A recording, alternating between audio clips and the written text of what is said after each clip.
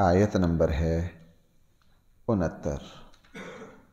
بسم اللہ الرحمن الرحیم۔ الحمد للہ رب العالمین، والصلاة والسلام علی سید الانبیاء والمرسلین وعلی آلہ واصحابہ اجمعین۔ اما بعد فاعوذ باللہ من الشیطان الرجیم۔ بسم اللہ الرحمن الرحیم۔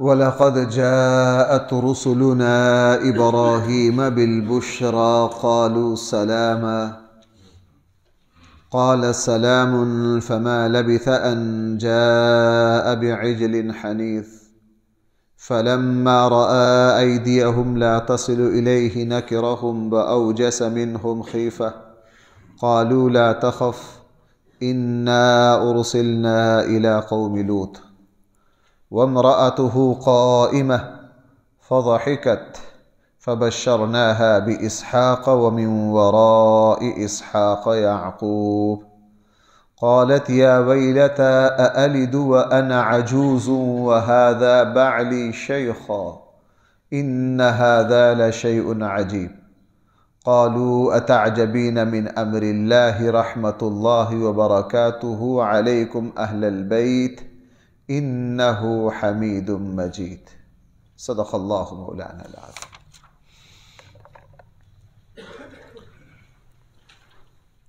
قرآن کریم نے ارشاد فرمایا کہ اللہ جل جلالہ نے خوشخبری لے کر فرشتوں کو سیدنا ابراہیم خلیل اللہ علیہ السلام کے پاس بھیجا۔ خوشخبری کس چیز کی تھی؟ ابراہیم علیہ السلام کی دو بیویاں تھیں۔ بڑی بیوی حضرت سارہ ہیں جو چچا زاد بہن بھی ہیں، اور ان سے نکاح حضرت ابراہیم علیہ السلام نے شروع میں کیا، لیکن ساری زندگی ان کے ساتھ گزری، اللہ نے اولاد نہیں دی۔ اور بائبل میں ہے کہ جس وقت کا یہ واقعہ ہے اس وقت حضرت ابراہیم علیہ السلام 100 سال کے تھے، اور ان کی اہلیہ محترمہ حضرت سارہ جو تھیں وہ 90 سال کی تھیں، اور اس زمانے میں اوسطاً 150 سال، 120 سال، 130 سال عمریں ہوا کرتی تھی۔ اور ابراہیم علیہ السلام کے نکاح میں بہت بعد میں جا کر حضرت ہاجرہ آئیں۔ اللہ جل جلالہ نے ان کے ذریعے ابراہیم علیہ السلام کو اولاد دے دی، حضرت اسماعیل علیہ السلام۔ فطرتاً اولاد کی خواہش ایک انسان کا پاکیزہ ترین جذبہ ہے، اور عورتوں میں یہ مزاج، یہ جذبہ اللہ نے زیادہ رکھا ہے بنسبت مردوں کے، اور خصوصاً جب دوسری بیوی کے یہاں اولاد ہوگی تو حضرت سارہ علیہ السلام کو اولاد کی کمی زیادہ محسوس ہوتی۔ بہرحال فرشتے آئے، فرشتوں نے آ کر سلام کیا، ابراہیم علیہ السلام نے سلام کا جواب دیا، اور ابراہیم علیہ السلام کے پاس جو فرشتے آئے تھے وہ انسانی شکل میں آئے تھے۔ سفر کے اثرات تھے۔ ابراہیم علیہ السلام فوراً سمجھ گئے کہ یہ کہیں سے مہمان آئے ہیں، فوراً بچھڑا ذبح کیا، کھانا ان کے سامنے پیش کیا۔ دیکھا کہ یہ تو گمسم بیٹھے ہیں، کھانا کھا ہی نہیں رہے، کوئی بالکل ہاتھ نہیں بڑھا، ان کو دلچسپی نہیں کھانے سے۔ ابراہیم علیہ السلام ڈرے تھوڑا سا۔ جب ان سے کہا تو انہوں نے کہا ہم تو فرشتے ہیں، انسانی شکل میں آئے ہیں، ہمیں کھانے کی حاجت نہیں ہے۔ جب تھوڑی سی اجنبیت ختم ہوئی، حضرت ابراہیم علیہ السلام سمجھ گئے کہ یہ تو اللہ کے فرشتے ہیں، تو پوچھا کیسے آنا ہوا؟ ان کا 2 مقصدوں کے لیے آئے ہیں۔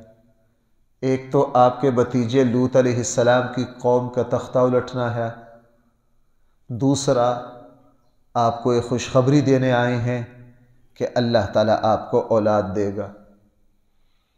حضرت سارہ بھی سن رہی تھی یہ بات، چونکہ وہ اس طرح کے جدید گھر نہیں تھے، خیمے کا پرانا انداز تھا۔ وہ تعجب سے مسکرائیں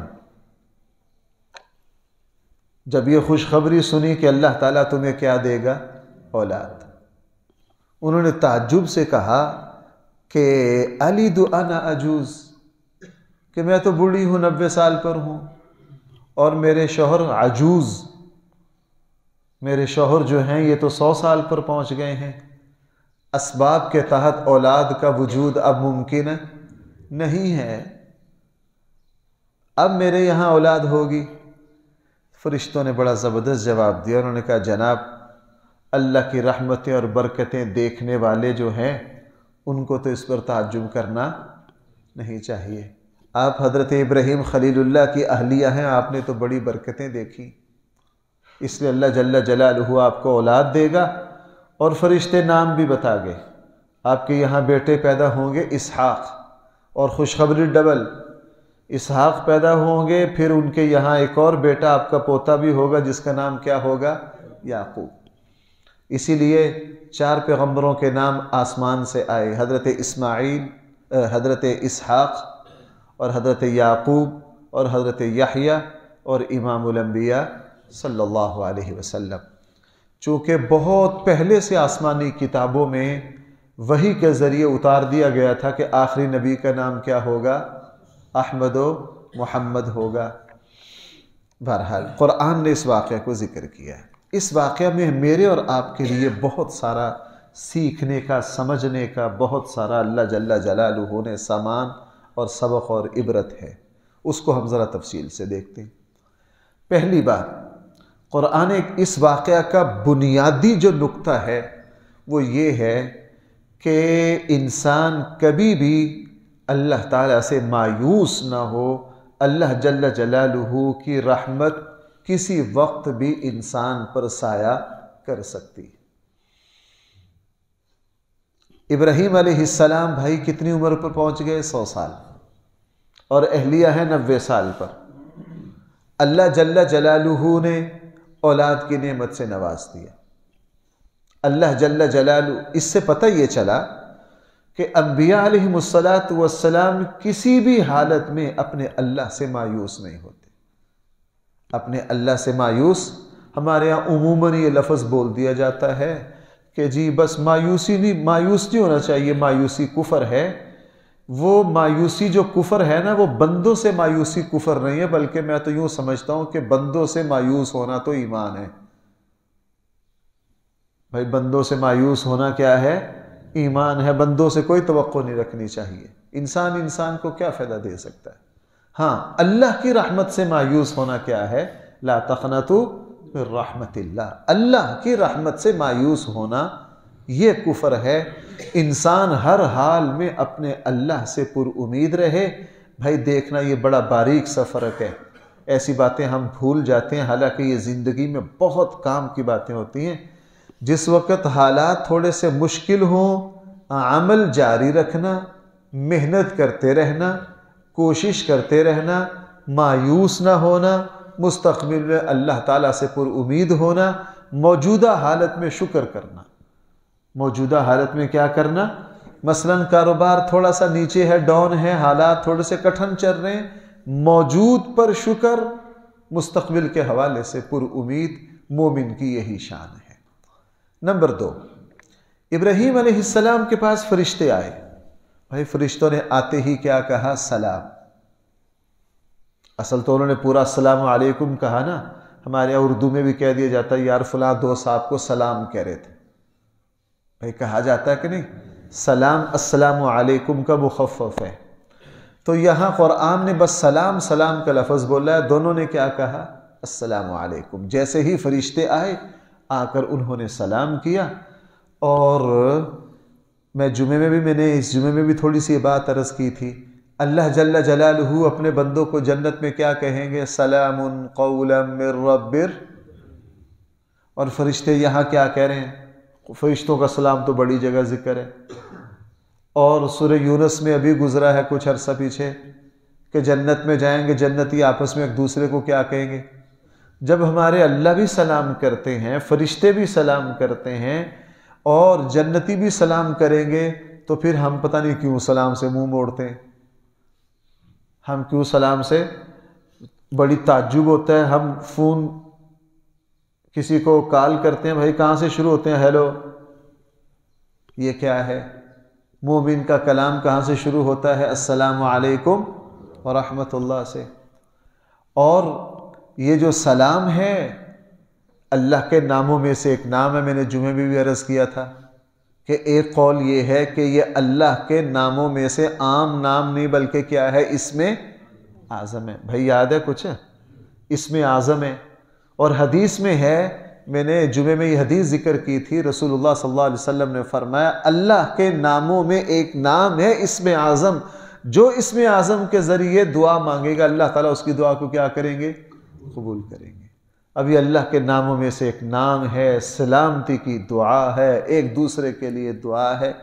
لہٰذا سلام کرنا. فرشتے آئے، آتے ہی کیا کیا؟ سلام. اور حضرت ابراہیم علیہ السلام نے بھی آگے سے فوراً کیا کیا؟ اس سے یہ بھی پتہ چلا کہ جب کوئی مہمان جائے تو اصل فریضہ مہمان کا ہے. جیسے حکم ہے جو مسلمان چل رہا ہو وہ بیٹھتے ہوئے کو سلام کرے. جو مہمان آئے وہ آتے ہی اپنے میزبانوں کو کیا کرے؟ سلام کرے. اور ہمارے یہاں جہاں سلام کرنی ہے، بھائی سننا میری بات، جہاں سلام کرنی ہے وہاں نہیں. میں بعض دوستوں کو میں نام نہیں لیتا، گلی میں گزرو آمنا سامنا ہو ان کو سلام کرو، میں تو 10 سالوں سے جواب سنا نہیں. مسجد میں آئیں گے السلام علیکم، یعنی جہاں سلام کرنی ہے جواب دینا ہے وہاں نہیں. میں ایک دوست کو یہاں ملتا ہوں، کبھی گلی میں آتے جاتے ان کو سلام کروں نا تو آج تک میں دیتے ہوں گے جواب، مجھے اچھا گمان رکھنا چاہیے میں نے جواب نہیں سنا. لیکن جب مسجد میں آئیں گے دروازہ کھولتے ہی السلام علیکم. اور میں اس بات کو اتنا عرض کر چکا ہوں، بار بار عرض کرتا ہوں، مجھے ان لوگوں پر بڑی حیرانگی ہوتی ہے جو مسجد میں آتے ہی سلام کرتے. کیوں؟ میں بار بار آپ کو بتا چکا ہوں بھائی سلام کس موقع کی سنت ہے؟ ملاقات کی. بھائی سلام کس موقع کی سنت ہے؟ ملاقات کی. ایک بندہ سنتیں پڑھ رہا ہے، ایک قرآن کی تلاوت کر رہا ہے، ایک دعا مانگ رہا ہے، تیسرا ذکر کر رہا ہے، چوتھا قرآن کی تلاوت کر رہا ہے. ایک بندہ آتے زور سے کہتا ہے السلام علیکم. یہ جو نماز پڑھ رہا ہے یہ اس چودھری صاحب سے ملاقات کر رہا ہے یا اللہ سے ہم کلام ہو رہا ہے؟ کوئی جوڑ بنتا ہے؟ آپ یہاں درس میں شروع ہوئیں، ہم شروع ہو جائیں جی بسم اللہ وعلی برکت اللہ. آپ کہیں گے مولوی صاحب یہ کیا؟ میں نے اللہ کا نام لیا ہے. بھئی اللہ کا نام تو لیا ہے، بے موقع لیا ہے، اس کا یہ موقع نہیں ہے. اس لیے محدثین سلام کو کہاں ذکر کرتے ہیں؟ باب لقاء المسلمین، مسلمانوں میں آپس میں ملاقات کا باب. بہرحال تو فرشتوں نے آتے بھائی کیا کیا؟ سلام. ابراہیم علیہ السلام فوراً اٹھے اور بچڑا ذبح کیا. بچڑا ذبح کر کر مہمانوں کی خدمت میں پیش کر دیا. چونکہ ابراہیم علیہ السلام ہی وہ عظیم الشان ہستی ہیں جنہوں نے انسانوں میں مہمانی کی بنیاد رکھی. بھائی کس کی بنیاد رکھی؟ ہاں ویسے تو ہر نبی کا یہ وصف ہے، لیکن سب سے زیادہ یہ وصف بھائی کس میں تھا؟ حضرت ابراہیم خلیل اللہ علیہ السلام. امام قرطبی نے اسرائیلی روایات سے یہ لکھا ہے کہ حضرت ابراہیم علیہ السلام ایسے مہمان نواز تھے کہ اس وقت تک کھانا نہیں کھاتے تھے جب تک کوئی مہمان نہ آ جائے. مہمان کے منتظر رہتے تھے کہ مہمان آ جائے تو پھر کھانا کھاؤں. ایک مرتبہ ایسا ہوا کہ ایک مہمان آئے، ابراہیم علیہ السلام خوش ہو گئے اور کھانا پیش کیا، ان کے ساتھ خود بھی کھانے کے لیے بیٹھے اور مہمان سے کہا اللہ کے نام سے، اللہ کا نام لے کر کھاؤ. چونکہ کھانے سے پہلے اللہ کا نام لینا یہ سارے انبیاء کی سنت ہے. بسم اللہ پڑھ کر بھائی کیا کرو. جب اسے کہا وہ کون؟ میں تو اللہ کو جانتا نہیں. اور وہ کافر تھا، واقعی اللہ کو نہیں جانتا. حضرت ابراہیم علیہ السلام کو تھوڑا سا جوش آ گیا، ایمانی غصہ آ گیا. کہا تو اللہ کو نہیں جانتا اپنے پیدا کر، اٹھو یہاں سے، اس اللہ کو نہیں پہچانتا جو تجھے کھانا کھلاتا ہے، اس کو اٹھا دیا، وہ بیچارہ چلا گیا۔ تو اسرائیلی روایات میں ہے کہ حضرت جبرائیل آئے اور آ کر اللہ کا پیغام پہنچایا کہ اے ہمارے خلیل، اس نے ایک مرتبہ ہمارا نام نہیں لیا، آپ نے اس کو دسترخوان سے اٹھا دیا، اب آپ ہماری رحمت کا اندازہ لگاؤ کہ یہ مسلسل ہمارا کفر بھی کرتا رہتا ہے اور ہم اس کو ہر روز کھانا بھی کھلاتے ہیں۔ ابراہیم علیہ السلام کو فوراً تنبہ ہوا، اٹھے جا کے اس کو دوبارہ بلا کے لائے، اس کو بلایا، بلا کر کہا بھائی آپ کی مرضی، بس لو نہ لو آؤ کھانا کھاؤ۔ اس نے کہا نہیں جی اب کھانا نہیں کھاتا، آپ نے مجھے اپنے دسترخوان سے ایک مرتبہ اٹھا دیا ہے، اب کھانا نہیں کھاتا۔ ابراہیم علیہ السلام نے ساری بات بتائی کہ میں نے آپ کو یوں اٹھا دیا، اللہ کے فرشتے آئے ہیں مجھے یہ کہا۔ تو وہ کافر جو ہے اس کے دل پر ایک ایسی چوٹ لگی کہ میں اللہ کا منکر ہونے کے باوجود بھی اللہ کی رحمت ایسی ہے کہ اللہ تعالیٰ نے اپنے خلیل کو ٹوک دیا ہے کہ تو نے ایسے بندے کو کیوں اٹھایا ہے۔ وہ اس سے متاثر ہوا، اس نے حضرت ابراہیم سے عرض کیا کہ جی کھانا بعد میں کھائیں گے، پہلے مجھے بھی کلمہ پڑھائیے، مجھے بھی اپنے دین میں داخل کیجئے۔ تو ابراہیم علیہ السلام کی عادت تھی مہمان نوازی۔ دوسرا اس سے یہ پتہ چلا، جیسے ہی فرشتے آ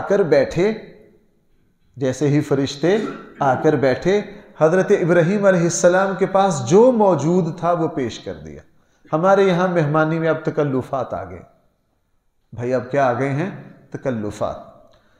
اس لیے اب سچی بات یہ ہے کہ ہمارے یہاں مہمانی اور میزبانی کا اب کوئی مزہ نہیں، یہ دین سے ہٹ گئی ہے۔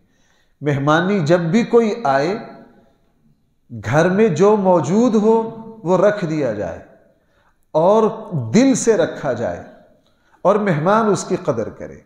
ہمارے یہاں تو برتنوں میں اونچ نیچ ہو جائے لوگ محسوس کر جاتے ہیں۔ میں نے اپنے بچپن میں ایک بزرگ کو دیکھا، وہ بہت عرصہ پہلے فوت ہو گئے، میں نے ان کو دیکھا، ان کے یہاں بڑے بڑے لوگ مہمان آتے تھے جی، بڑے بڑے سرکاری افسران، اور ان کی جو مسجد تھی وہ ذرا شہر سے ہٹ کے تھی، بڑے مصنف تھے، بڑے پیر طریقہ تھے، بڑے بڑے لوگ آتے تھے ان کے پاس۔ میں نے ان کو دیکھا کہ کوئی تکلف نہیں۔ بعض مرتبہ کوئی ایم این اے ملنے آئے ہیں، ان کے پاس اس وقت ایک امرود پڑا ہے، ایک کنو پڑا ہے، 2 بسکٹ پڑے ہیں، بس انہوں نے ایک پلیٹ میں ایک امرود رکھ کے وہی سامنے پیش کر دینا۔ اس وقت ہم بچپنا تھا، حیران ہوتے تھے کہ یار یہ کیا کرتے ہیں، لیکن بعد میں سمجھ آیا کہ سنت کا مزاج تو یہی ہے، جو موجود ہو رکھ دیا جائے، جو موجود ہو رکھ دیا جائے۔ اب تکلفات بڑھ گئے ہمارے یہاں مہمانی، اور رسول اللہ صلی اللہ علیہ وسلم نے فرمایا بھائی مہمانی کتنے دن تک ہے؟ تو اب ہمارے یہاں 3 دن تک ہو سکتی ہے۔ ہم نے مہمانی کو اتنا بڑھا لیا، اگر مہمان 24 گھنٹے سے زیادہ رہے، بندہ کہتا ہے یار یہ جلدی جائے۔ کیوں جی ایسا ہے کہ نہیں؟ کیوں؟ ہم نے تکلفات کو بڑھا لیا۔ بہرحال ابراہیم علیہ السلام نے فوراً کیا کیا؟ ان کے سامنے بچڑا ذبح کیا، اور بچڑا ذبح کر کے ان کے سامنے پیش کر دیا۔ جب انہوں نے کھایا نہیں، یہ بھائی بڑی حیران کن بات ہے، فرشتوں نے کھایا نہیں۔ حضرت ابراہیم علیہ السلام یہاں قرآن کہہ رہا ڈر گئے تھوڑا سا، فَأَوْجَسَ مِنْهُمْ خِیفَةً، خوف محسوس کیا۔ کیوں؟ عربوں کا، ان لوگوں کا دستور تھا کہ جس بندے سے کوئی عداوت اور دشمنی ہو اس کا نمک نہیں کھاتے تھے، اس کے دسترخوان سے کھانا نہیں کھاتے۔ اگر کبھی کسی لڑائی جھگڑے کے لیے آئے ہیں نا تو سامنے دسترخوان بچھایا جاتا، وہ کہتے بھائی ہم آپ کا کھانا نہیں کھاتے۔ کیوں؟ اگر آپ کا کھانا کھا لیا تو پھر ہم آپ کے ساتھ اس معاملے میں بحث اور جھگڑا کر، ان کے یہاں اس کا اتنا احترام تھا۔ اب جب کھانا نہیں کھایا، ابراہیم علیہ السلام فوراً ڈرے، بھئی کیا بات ہے، آپ کھاتے کیوں نہیں ہو؟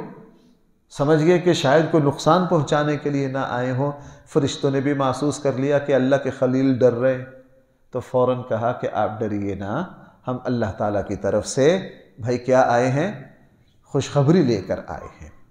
اب ذرا الفاظ دیکھیے، 3-4 باتیں جو بڑی اہم ہیں وہ ذرا الفاظ میں ہیں، میں ان کو الفاظ کے تحت ذکر کرتا ہوں۔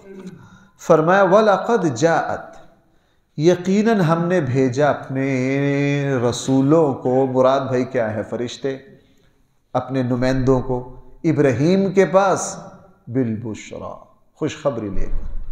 قالو، انہوں نے آتے ہی کیا کیا؟ سلام۔ حضرت انس فرماتے ہیں ہم کوشش کرتے کہ اللہ کے نبی سے سلام میں پہل کریں، لیکن کبھی نہیں کر سکتے تھے۔ اللہ کے نبی سلام میں پہل، اور ایک جگہ یہ بھی ہے کہ ہم بچے اخروٹ کھیل رہے ہوتے، اللہ کے نبی ہمیں بھی کیا کرتے؟ اللہ تعالی ہم سب کو یہ عاجزی عطا فرمائے۔ قال سلام، حضرت ابراہیم نے جواب دیا تم پر بھی سلام۔ فما لبث، پس نہ ٹھہرے، ان جاء بعجل سمین، فوراً بنا ہوا بچڑا لے کر آ گئے، اتنی بڑی مہمانی۔ فلما رأى ایدیہم، جب دیکھا کہ ان کے ہاتھ آگے نہیں بڑھ رہے، لا تصل الیہ نکرہم، کہ یہ تو آگے بڑھ ہی نہیں رہے، پریشان ہو گئی، یہ کیا معاملہ؟ اوجس منہم خیفہ، اپنے جی ہی جی میں خوف محسوس کیا۔ فرشتے بھی سمجھ گئے، وضاحت کر دی۔ قالوا لا تخف، فرشتوں نے کہا آپ ڈریے مت، انا ارسلنا الی قوم لوط، ہمیں تو لوط کی قوم کی طرف بھیجا گیا ہے۔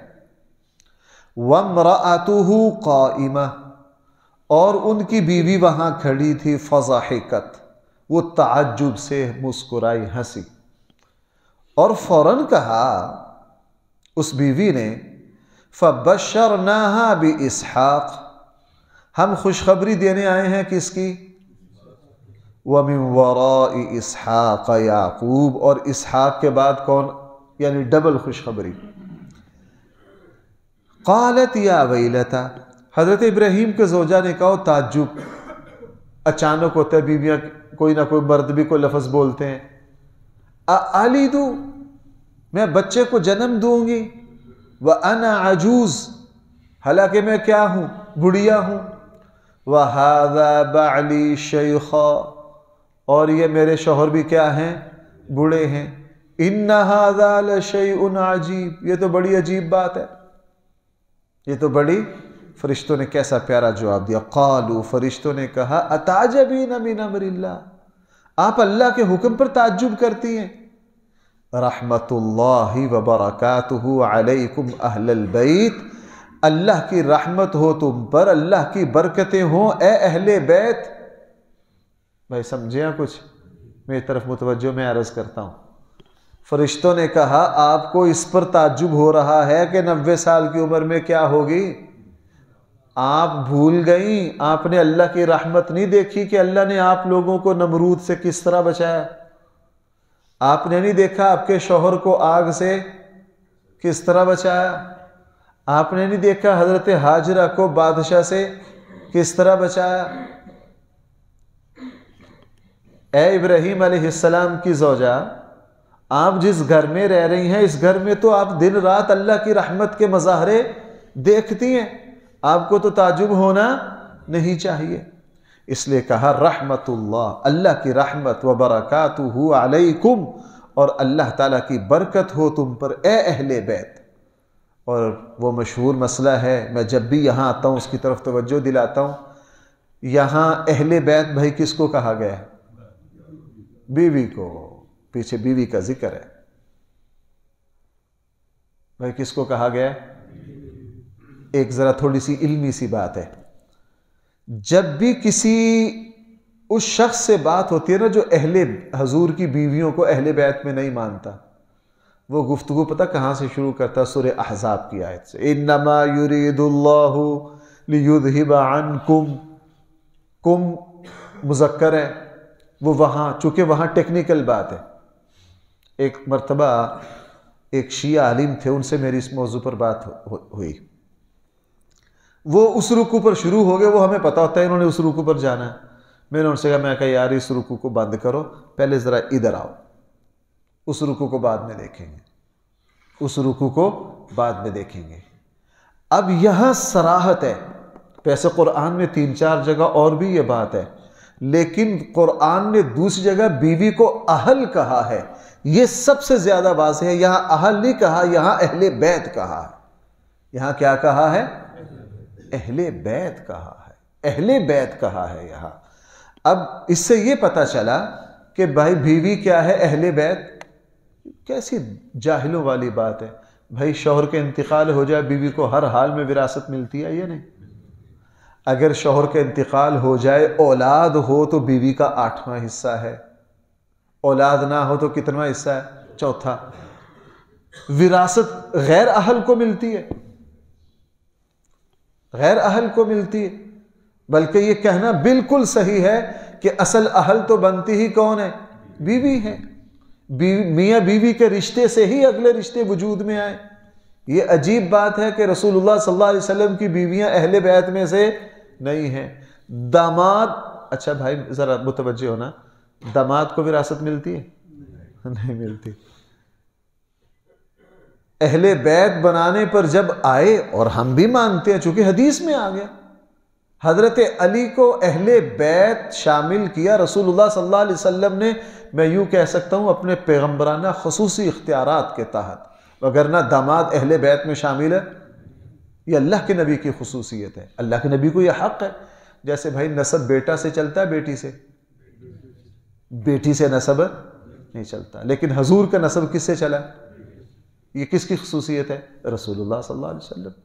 اللہ نے اپنے نبی کو خاص اعزازات دیے۔ اب یہاں داماد کبھی بھی اہل بیت میں شامل ہے؟ نہیں ہوتا، چونکہ داماد کو وراثت نہیں ملتی، داماد کبھی بھی وارث نہیں بنتا۔ یہاں حضرت علی جو ہیں وہ داماد ہیں، اللہ کے نبی نے ان کو اہل بیت میں شامل کیا، بالکل صحیح ہے۔ یہ اختیارات اللہ نے کس کو دیے؟ اپنے حبیب کو دیے سر آنکھوں پر۔ اللہ کے نبی نے جب فرما دیا علی میرے اہل بیت میں سے ہے، تو ہم اس پر آمنا و صدقنا 100% ایمان لاتے ہیں کہ حضرت علی کیا ہیں؟ اہل بیت میں سے ہیں۔ لیکن بیویاں جو ہیں اس کو قرآن کہہ رہا ہے ساری بیویوں کو خارج کر دیا، ساری بیویوں کو کیا کر دیا؟ خارج کر دیا۔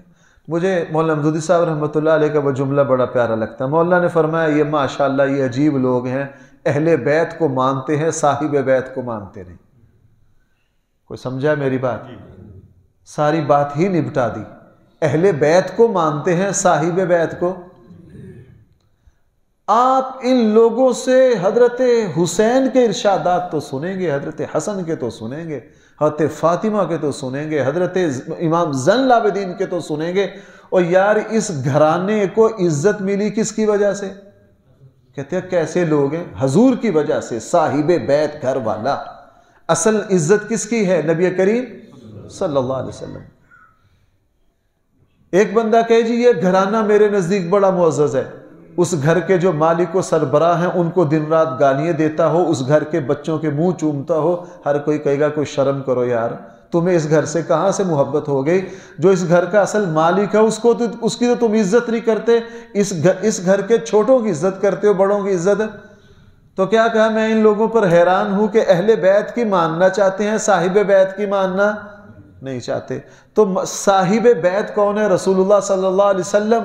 اور صاحب بیت کون ہیں؟ حضور کی بیویاں، یہ صاحب بیت ہیں۔ اولاد تو آگے ان سے آگے ان کا وجود ہوا ہے، تو اہل بیت کو ماننا چاہتے ہیں لیکن صاحب بیت کو ماننا نہیں چاہتے۔ ان کا سارا دین یہی اٹکا ہوا ہے۔ اب یہاں قرآن نے فرمایا قالو، فرشتوں نے کہا تعجبین من امر اللہ، تمہیں تعجب ہے من امر اللہ، اللہ کے حکم پر، رحمت اللہ، اللہ کی رحمت ہو تم پر، اس کی برکتیں ہوں اے اہل بیت، انہو حمید مجید، ساری تعریف اس اللہ کے لیے ہے، ساری بزرگیاں اسی کے لیے ہیں، وہ کبھی بھی کسی پر رحمت کر سکتا ہے۔ اس لیے بھائیو دل کی شریانیں بند ہو گئی ہیں، کوئی پریشانی ہونے والی بات نہیں، طبی طور پر بیماری سے بندے کو ڈر لگتا ہے، اس اللہ سے پر امید رہو جس اللہ نے بند کی ہے وہ اللہ کھول بھی سکتا ہے، وہ اللہ کھول بھی۔ لا علاج بیماری میں مبتلا ہیں، پریشانی انسان کو ہوتی ہے، ہم بشر ہیں، کمزور ہیں، دنیا میں رہتے ہیں، لیکن دعا نہ چھوڑیے۔ یہ لا علاج ڈاکٹروں کے اعتبار سے ہے، اللہ کے اعتبار سے نہیں۔ ایک بندہ لا علاج بیماری میں مبتلا ہے، لا علاج بیماری میں مبتلا ہونے کے بعد بھی 40 سال زندگی گزار گیا، اور ایک نوجوان بالکل تندرست تھا وہ اچانک موت کے منہ میں چلا گیا۔ پھر یہ جو لا علاج بیماری کے بعد بھی جس نے 40 سال گزارے ہیں، اس کو یہ حق ہے کہ کہے اللہ میری دعا نہیں سنتا؟ اس کو یہ حق ہے؟ اس کو پوچھو لا علاج بیماری کے بعد تو نے 40 سال زندگی گزار لی ہے، اور 40 سال پہلے وہ تیرے محلے کا، تیری گلی کا، تیرے دوستوں میں سے، تیرے رشتہ داروں میں سے، تیرے جاننے والوں میں سے فلاں جوان جس کو کوئی بیماری نہیں تھی وہ 40 سال پہلے مر گیا، تو لا علاج بیماری کے بعد 40 سال جی گیا، اب بھی تو کہتا ہے کہ میری دعا اللہ نہیں سنتے۔ ہاں، اللہ کے نوازنے کے لاکھوں طریقے ہیں بھائیو۔ میں کیا بات عرض کر رہا ہوں؟ اللہ کے نوازنے کے۔ کل ایک دوست ملنے آئے، کاروبار اعتبار سے پریشان تھے، مفتی صاحب رزق کی بڑی تنگی ہے۔ میں نے اس کو وہیں روک لیا، میں کہا یار اگلی بات بعد میں کریں گے، پہلے یہ تو بتاؤ نا رزق کہتے کس کو ہے؟ ہم بابا قائد اعظم کی تنگی کو رزق کی تنگی کہتے ہیں۔ بھائی اس طرح ہی ہے۔ میں نے ان سے پوچھا کتنی اولاد ہے جی، کیسی ہے؟ کہ ماشاءاللہ میری اولاد ساری فرما بردار ہے، نماز پڑھتی ہے، میری اہلیہ بھی بہت اچھی ہے۔ گھر اپنا ہے؟ جی صاحب۔ کسی لا علاج بیماری میں مبتلا تو نہیں؟ کہنے کہ نہیں۔ ماشاءاللہ پڑھے لکھے ہیں، اللہ نے تعلیم دی، علم، سارے ادھر ادھر کے سوال کیے۔ میں نے کہا بندہ خدا، ہم نے رزق صرف پیسے کو سمجھ رکھا ہے، بھائیو میری اس غلط فہمی کو دور کرو۔ رزق کی سینکڑوں شکلیں ہیں، اللہ تعالیٰ نے اپنے بندوں میں بکھیر رکھی ہیں۔ کسی کو اللہ علم زیادہ دیتا ہے، کسی کو عمل زیادہ دیتا ہے، کسی کو سکون زیادہ دیتا ہے، کسی کو اللہ صحت زیادہ دیتا ہے۔ یہ ساری شکلیں کس کی ہیں؟ یہ ساری شکلیں اللہ کے، اس لیے فرمایا انہ حمید مجید، ساری تعریفیں اور بزرگیوں کے وہی قابل ہے۔ ابھی سلسلہ کلام چل رہا ہے انشاءاللہ کہ کل سے۔ الحمدللہ رب العالمین والصلاة والسلام على سید الانبیاء والمرسلین وعلى آلہ واصحابہ اجمعین۔ ربنا آتنا فی الدنیا حسنہ وفی الآخرة حسنہ وقنا عذاب النار۔ صلی اللہ تعالی علی خیر خلقہ سیدنا و مولانا محمد وآلہ وصحبہ۔